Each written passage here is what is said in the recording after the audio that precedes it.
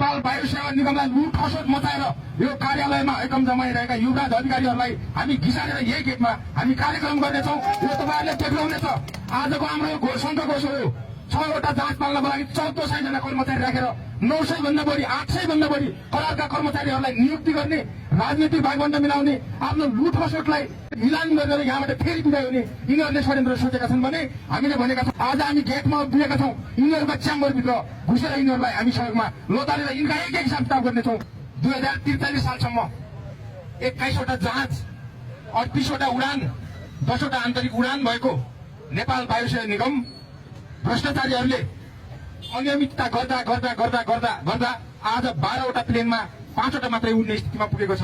5वटामा पनि यिनीहरूले कार्टेलिङ गरेर जम्मा 7 ठाउँमा मात्रै उडाउनु पर्ने ठाउँमा पुगेका छन्।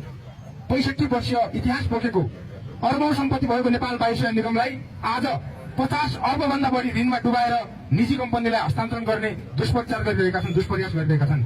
सुदन किरातीहरूको नौटङ्की पनि देखिरहेका छौँ। योभन्दा अगाडिका प्रेम आलेहरू, योगेश भट्टराईहरू, रविन्द्र अधिकारीहरूका चटकहरू पनि देखेको हो।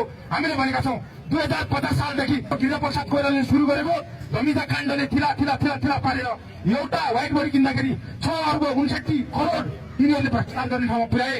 हिजोका काण्डहरू हेरौँ, धमिजा काण्ड हेरौँ, चेन्ज काण्ड हेरौँ, साउथ चाइना एयर काण्डको कमिसन हेरौँ, यिनीहरूले गरेका लौरा काण्डहरू हेरौँ, धमिजा काण्डहरू हुँदै गर्दा आजसम्म नेपाल वायु सेवा निगमको स्थिति के पुर्यायो? आज जहाजहरू एयरपोर्टमा घाममा सुक्ने स्थिति छ।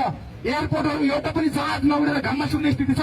कर्मचारीहरू 5 स्टारका होटलहरूमा हिटर तापेर बसेर यहाँका केही क्रोनी क्यापिटलिजम चलाइरहेका दलाल पुँजीपतिहरूसँग समन्वय गरेर तिनीहरूसँग मिलेर आज नेपाल वायु सेवा निगमलाई पीपीपी मोडेलमा लान्छौँ भनेर जसरी आज यिनीहरूले दुष्प्रचार गरिरहेका छन्। कुनै पनि मूल्यमा नेपाल वायु सेवा निगमलाई आज हामी दलाल पुँजीपतिको हातमा सुम्पन दिने पक्षमा छैनौँ। त्यसका विरुद्धमा हामीले आन्दोलन घोषणा गरेका छौँ।